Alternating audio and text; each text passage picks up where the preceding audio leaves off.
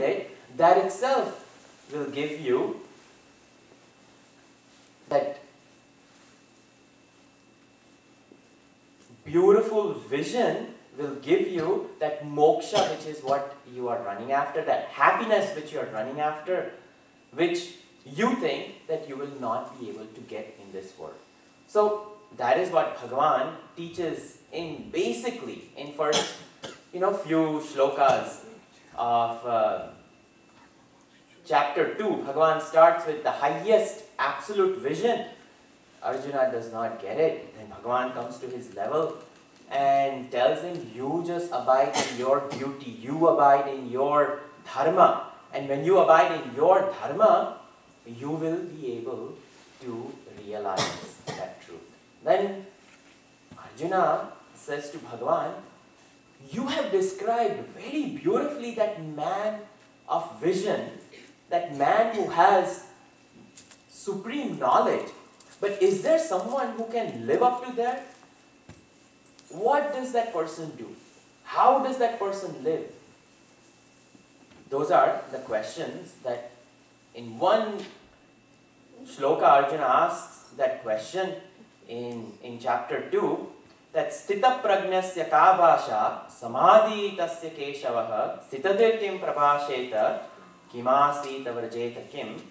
That is a question Arjuna poses to Bhagavan in shloka number 54. That Lord, what is this person? What kind of vision this person has? Stita pragnasya ka bhasha. What kind of language does he speak?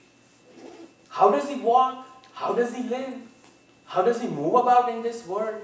Is there a person who lives in this world who's rooted in that righteous vision in life? And Bhagavan says, absolutely, there is a person.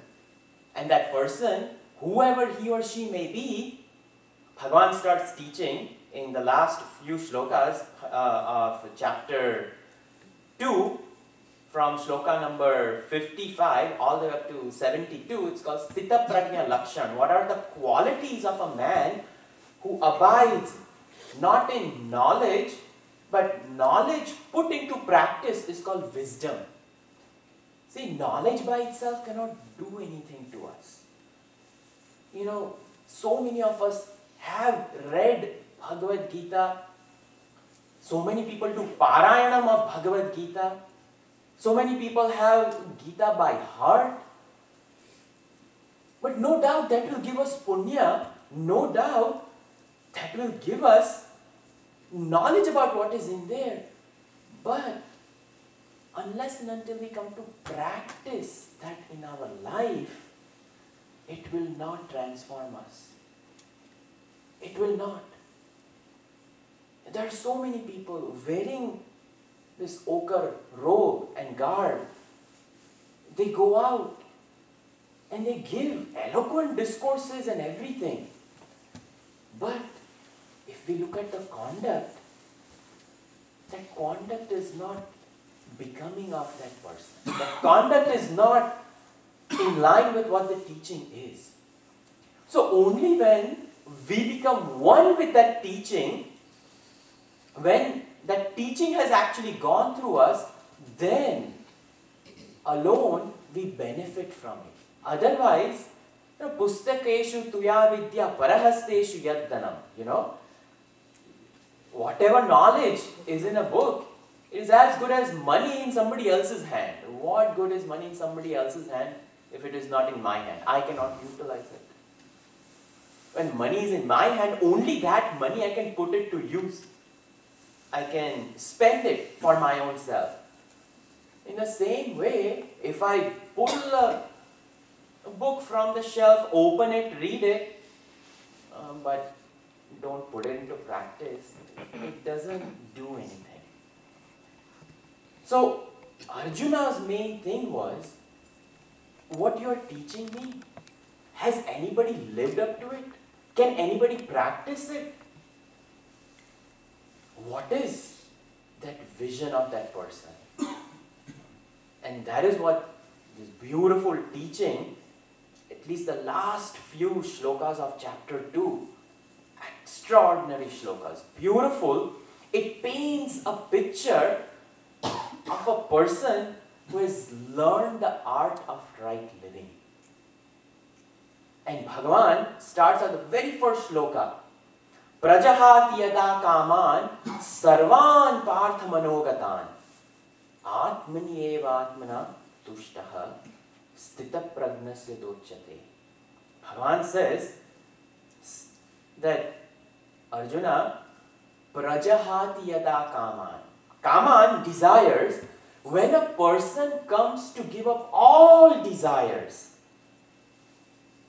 when all desires come to an end, prajahati yada kaman, sarvan, leaving out not even one, all desires come to an end, then that person, atmani eva atmana tushta, that person, upon giving up all desires, then what desire is left after when all desires have given up? Which desire remains? That desire to know the self and to abide in the self, just abide, if it's a bhakta, just surrendering to the Lord. If it is a karmi, a person doing an action, surrendering to the action. If it's a man of knowledge, truly utilizing that knowledge. Whichever path a person may choose, but the person becomes one with that goal, then that person's stita pragna. Pragna is not just knowledge, but pragna is wisdom. That knowledge has turned into wisdom.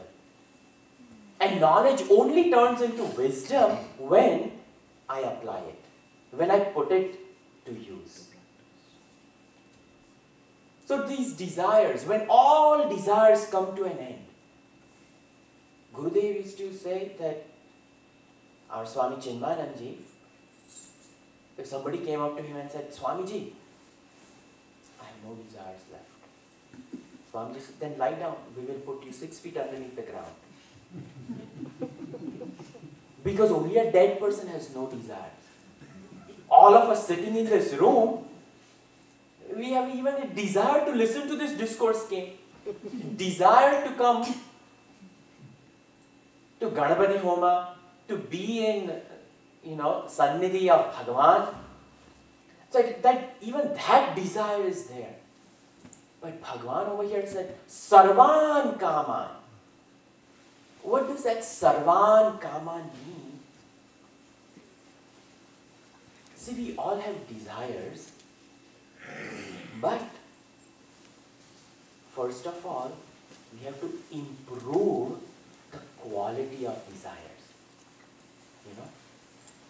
And when the quality of desires becomes noble and sattvic, then what happens is the quantity of desires go down. So one is quality of desires and the other one is quantity.